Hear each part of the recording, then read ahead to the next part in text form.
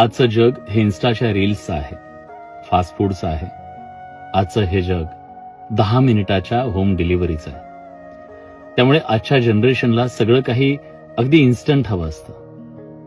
मग ते जेवण असो की यश. पण खरं सांगू, एका रात्रीत मिळणाऱ्या यशाचा पत्ता हा दुसऱ्या दिवशी हरवलेला असतो.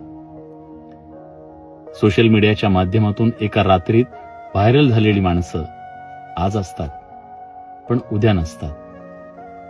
पण ज्यांनी कष्टातून यश मिळवलंय, ज्यांनी यशासाठी रक्ताचं पाणी केलंय, ती माणसं मात्र अनेक दिवस यशाच्या शिखरावर ताठ मानेनं उभी असतात.